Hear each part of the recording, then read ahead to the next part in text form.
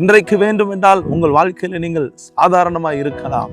இன்றைக்கு வேண்டுமென்றால் நீங்கள் உங்கள் வாழ்க்கையிலே சாதாரண ஒரு வாழ்க்கையை நீங்கள் வாழ்ந்து கொண்டிருக்கலாம். அன்பானவர்களே, நீங்கள் கர்த்தருடைய பிள்ளைகளாய் இருந்தால் ஆண்டவராகிய இயேசு கிறிஸ்துவின் நாமத்தினாலே உங்களை வாழ்த்துகிறேன். அன்பானவர்களே, இன்றைக்கான வார்த்தை எஸ்தர் 1ஆம் அதிகாரம் 15வது வசனம்.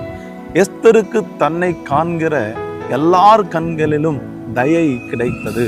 அன்பானவர்களே, ஆண்டவர் இன்றைக்கு உங்களை பார்த்து சொல்லுகிறார், நான் உனக்கு தயை கிடைக்க பண்ணுவேன் என்று ஆண்டவர் சொல்லுகிறார். ஆமென்.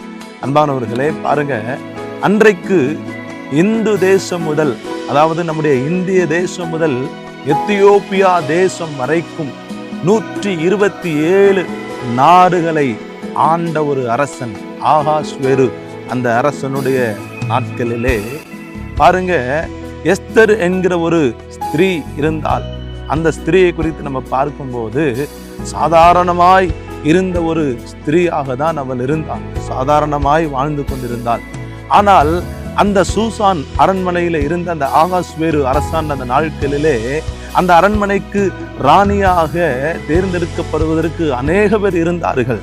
ஆனாலும் எத்தனை பேர் இருந்தாலும் இந்த எஸ்தருக்கு அந்த ராஜாவினுடைய கண்களில் தயவு கிடைத்தது, மற்ற எல்லாருடைய கண்களிலேயும் தயை கிடைத்தது என்று சொல்லி பார்க்கிறோம். அன்பானவர்களே, இன்றைக்கு வேண்டுமென்றால் உங்கள் வாழ்க்கையில நீங்கள் சாதாரணமாக இருக்கலாம்.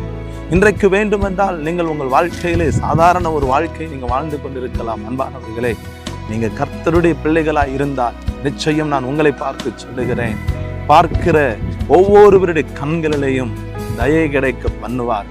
நிச்சயமாகவே கர்த்தர் உன் சிறுமையை கண்ணோக்கி பார்க்கிற ஆண்டவர், உன்னை உயர்த்தி வைக்கிறவர், உன்னை மேன்மைப்படுத்துகிறவர். நிச்சயமாய் கர்த்தருடைய கண்களிலே உனக்கு தயவு கிடைக்கும். கர்த்தர் உன்னை பெரியவனாய் பெரியவளாய் மாற்றுவார். God bless you.